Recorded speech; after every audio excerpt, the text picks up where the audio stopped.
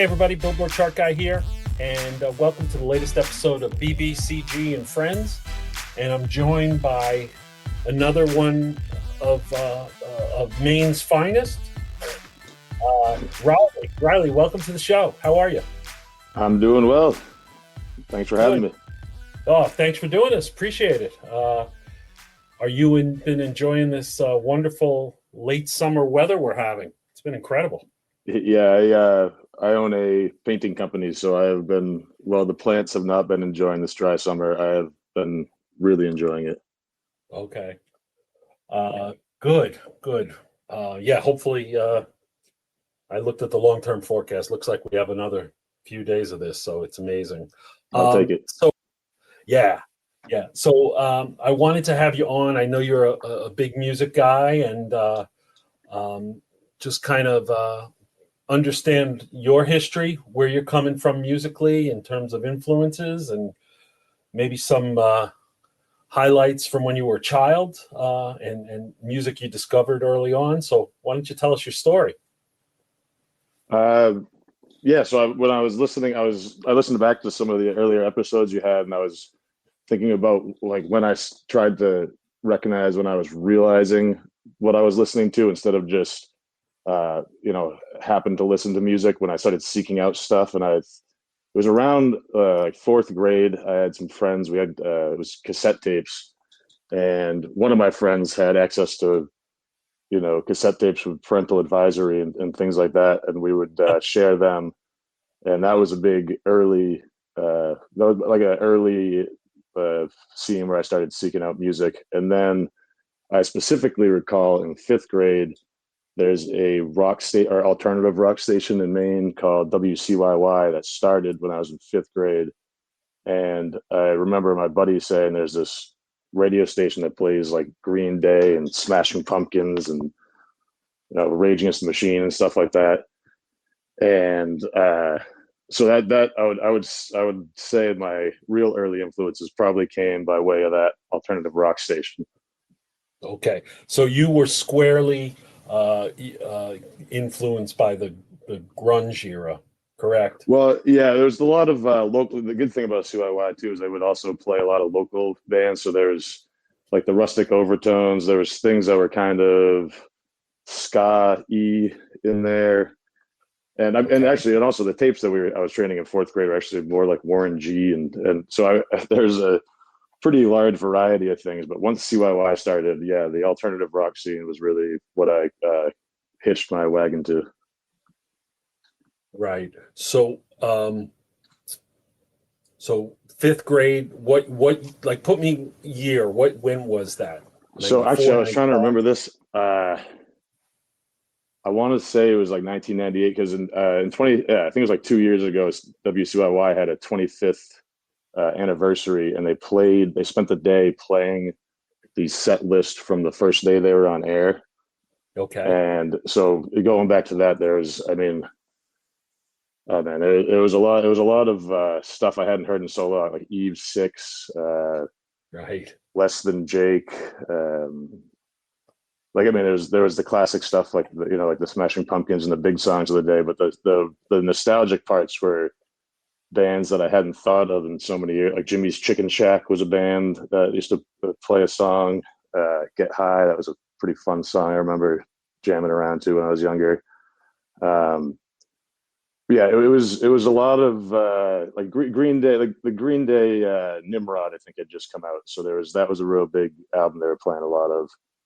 Mm-hmm. But it was mostly the kind of up tempo, more angsty rock versions. There was some classic stuff mixed in there too, but they're like the Pearl Jams and I guess Pearl Jam would probably still be contemporary at that time, but Yeah. it was that kind of vibe. Right. But think about it. Like that's 7 years from when Nevermind and 10 came out, and already, in your mind, you're calling them kind of contemporary, right?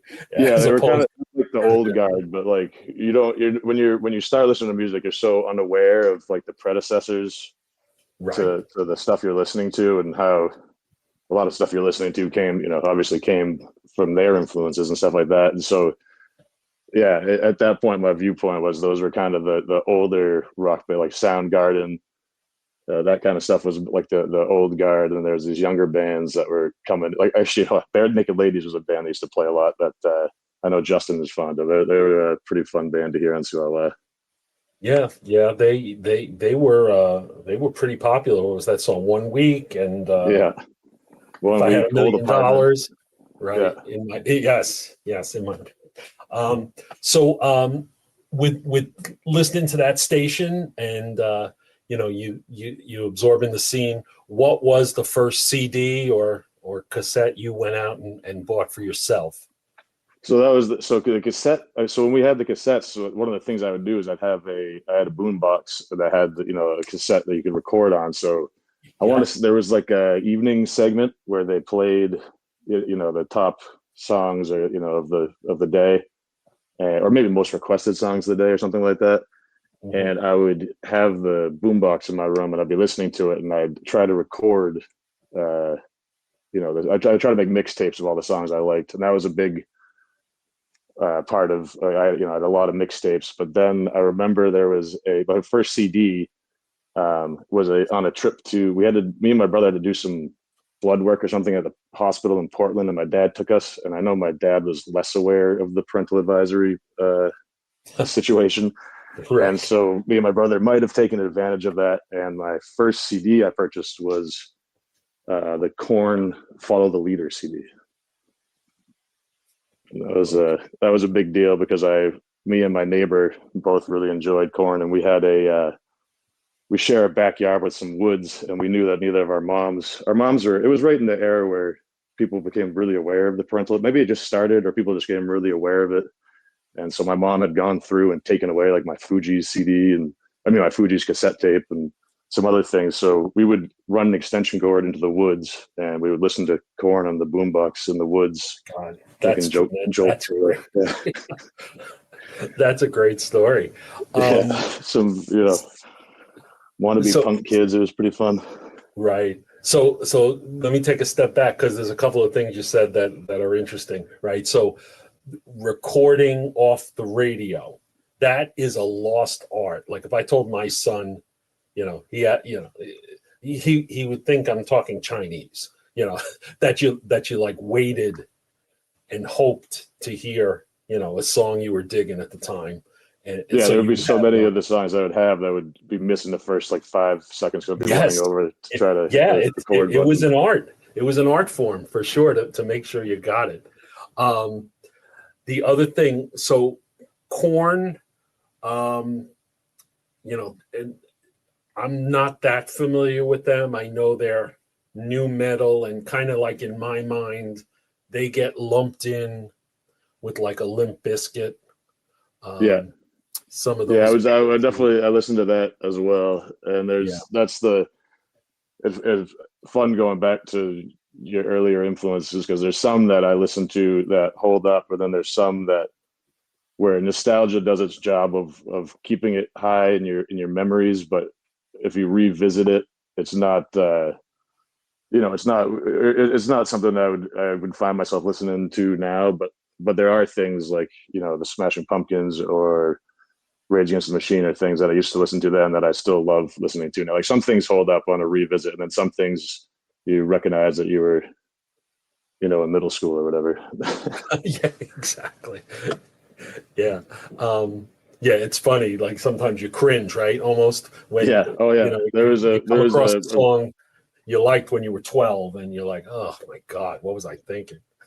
so there's my neighbor has a son who plays in a band. He's in high school, and their high school band plays things like Korn and Slipknot and these things that I used to like when I was their age. And it's funny that that's like classic rock, or not classic, you know what I mean? It's 20 something year old rock to these kids. And it had me revisit the Slipknot album, and I knew like every word and all the music, and I don't think I'll ever revisit it again. It's not in my mix anymore. Yeah, yeah. Um, that's funny. So as if you were like 12-ish in 1998, I'm sure you were very intrigued with Woodstock '99. Is that a fair Oh statement? yeah, big Yeah. time. And I just saw the documentary, but I remember our local paper would have the front page was just a picture of the mud. I can still like in my head I can picture the front page had a picture of just a bunch of people trudging through a field of mud. And yeah, I remember it was good to see that documentary because I had some memories of that, but it was pretty much just that it would made our our the front page of our local paper was this thing where yeah, Limp Bizkit, Rage Against the Machine, all that was a quite a quite a fest. Right.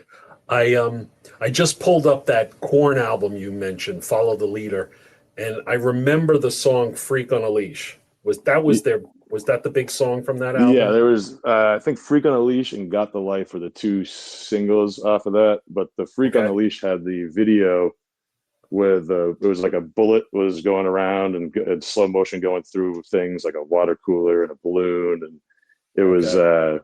this is also when I was in middle school, the probably like the height of TRL with Yep. Carson Daly. Hmm. And I remember there was a big kind of in the middle school, there was like the in sync crowd, and then there was like the corn crowd, and they would always be vying for the top position. And that was always a like either you liked that kind of music or you liked the hard kind of music. And I always Right. Yeah. fancied myself one of the hard rockers. Yeah. We recently had Brando on, and he mentioned he liked the boy bands of that era, so he would have been on the other side of the hall from you. Yeah, no, I'm not going to say I didn't have a guilty pleasure listening to some Backstreet Boys songs, but I definitely wouldn't tell my friends about it. Exactly. Yeah,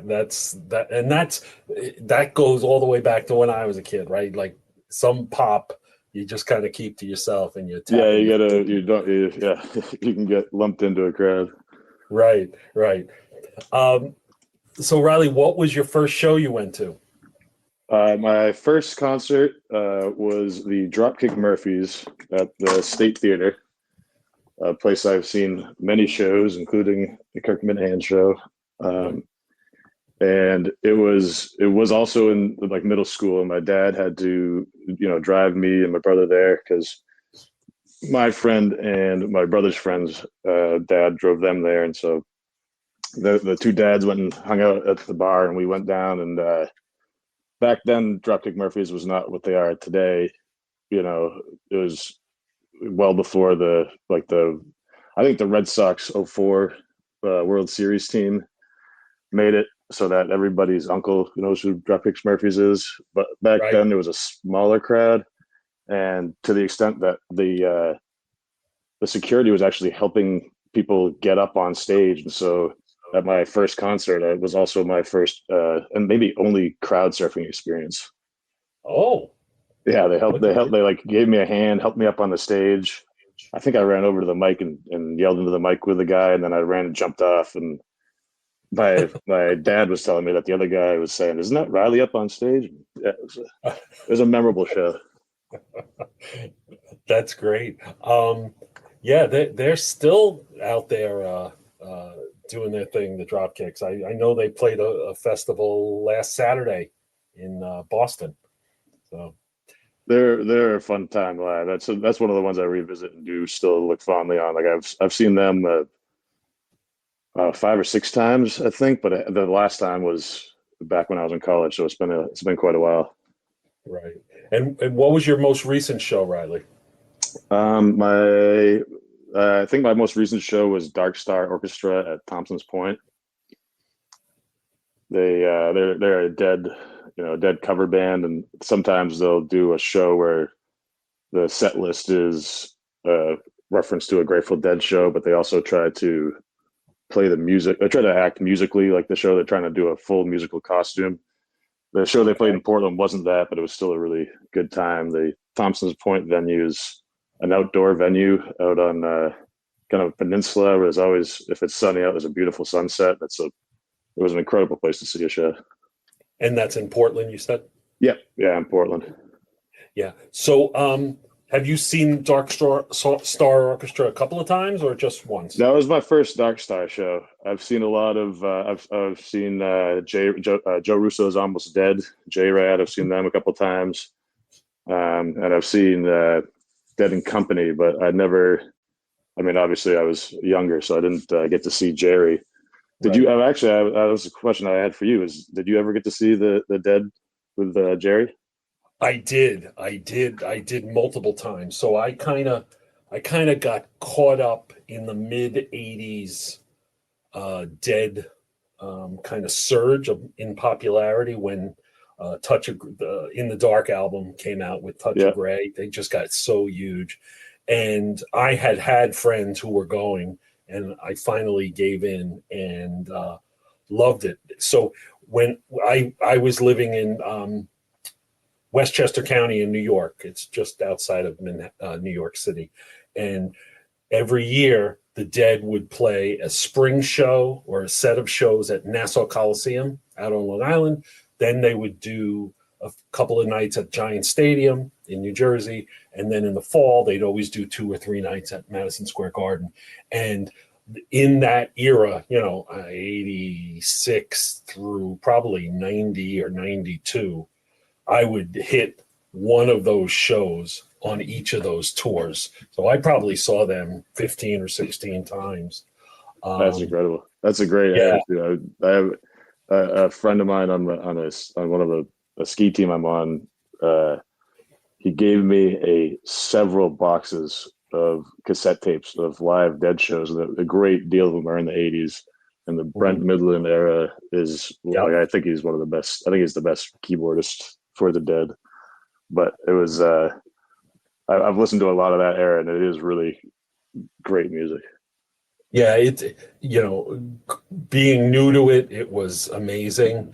But then, like everything, I guess, Riley, if you talk to true Deadhead, somebody like a Ned Snark, who's a longtime Minifan, he'll say, 67 to 78, or 68 to 78, that was the peak. And you listen to some of those shows, and it's just amazing too. But yeah, it was very cool to see them with Jerry, with Brett. um, and then after Jerry passed, I didn't, there were a couple of iterations uh, of the rest of the guys doing their thing, and I finally got to see Dead and Company. I think it was like 2016 or 2017 at City Field in New York, and a little dubious about John Mayer Yeah, jumping into that role, but Johnny my Slaughter. God, he's tremendous. He's such a good guitarist, and doesn't overdo it. He really stepped into Jerry's shoes, and it was great to see those songs and the rest of the guys again. I Yeah, did you enjoyed go? Did you go with the same group of guys you went to the other shows with? one of them. Yeah, one of them. Yeah, Nice. yeah, yeah. Where did you see Dead and Company? I saw them at Gillette one time, and then also at Fenway. I'm trying to think of when that Fenway show was. It was kind of recently, a couple years ago. And that they're really awesome to see live. It's also just the scene is it's the outside of the show scene is always something to behold as well. The scene is incredible, and Jack Coleman obviously learned his lesson at a Dead and Yeah, Company show. So kudos to one of my former guests, Jack Coleman. Shout out. yeah, Uh, Jack. You can always eat more mushrooms. You can never eat less mushrooms. That's the there you rule. go. There you go. So it sounds like you over the years you've gone to a lot of shows. Is there one that sticks out either for surprising song you heard, or an incident that happened at the concert, or just a Yeah, memorable I talk about? got a lot Yeah. of stories of incident. I had a birthday show, a fish show, where I got a little too spun before the show myself, and it was interesting getting through security. But yeah, I'd say my probably my favorite show has to be my first fish show because I truly I thought I knew what I was going to see, and then I actually didn't have any idea what I was about to see, and I can just remember the what the fuck is going on, and the feelings I had at that first show are something that'll stay with me forever. But it's hard because then I could pick through a whole handful of other fish because I was so 207 Tuna said he had seen 48 fish shows. I have seen 47. So I'm gonna have to catch him hopefully maybe over MSG New Year's. But a non-fish show that kind of recently stood out to me as another one of those experiences of having heard a lot of a band, but then when you go and witness them perform their music live, how much more of the feeling of the band you get is I saw Ween at the Hampton Ballroom a couple summers ago. Okay. And I had always enjoyed their music like a lot, but then seeing them perform it was something that really stood out. That's a recent show that's stuck with me as being revelatory. Oh, wow. Okay. So are they so my knowledge of Ween, sadly, is that they have the last song on the original SpongeBob SquarePants movie. Is that true? That is I didn't know that. true. That's awesome. Yeah. So are I they mean, they are did they that. jamming? I'll have to wait. What is it? Are I'm trying to. I'll look it up. Is it the mollusk? It probably is. They're they also performed with Les Claypool and Trey Parker and Matt Stone for a South Park concert at Red Rocks, I think last summer. They've gotten off the road because they have trouble staying healthy when they're touring. Oh, okay. So the song that ends the movie is Ocean Man. Oh yes. Oh, that's awesome. Yeah. That's great. So that's my knowledge of Ween. So are they in the jam band family? They're in. I wouldn't say the jam band actually. Fish covers a song of theirs, and I remember reading Gene Ween. It's Dean and Gene Ween, these two brothers, and I remember one of them was not fond of Fish covering their stuff or the jam band scene. But I think I think the jam band scene attracts people that like seeing live performances as much as the style of music. And so in that sense, seeing Ween live is a destination couldn't recommend high enough to anybody. Okay. It's much more of, I would say it's more not punky, but it's kind of in your face. And if you listen to one of their albums, the eclectic sound, they have like the noise can range from all kinds of kind of melodic stuff to pretty like cut down, simplified kind of punk rock, garage rock kind of stuff. It's tough to describe, but you really get it unites all together when you see them, put it on stage. Mm-hmm. Oh, wow. All right. And you saw them in Hampton, in New Hampshire? Yeah, Hampton Ballroom. It was the last stop on their that summer tour for them, and I'd always wanted to see them, and I just soloed down. Actually, that's not true. I ended up meeting a buddy down there, and we had a fantastic time. Yeah. Oh, great. Good. Well, listen, Riley, I want to thank you for jumping on. This has been great. I'm going to check out Ween for sure because if you want to check out Ween, I would check out one of their live albums. They have several, or go approach it however you like. But the live ones will give you a little more of the vibe of what I experienced. Oh, it sounds good. I'll search for that on Apple Music when driving home tonight. So again, thank you for doing this. Much appreciated. I look forward to hopefully we would meet at an upcoming event, a KMS event. So say hello. Yeah, I'd be happy. Thanks for having me. That was really fun.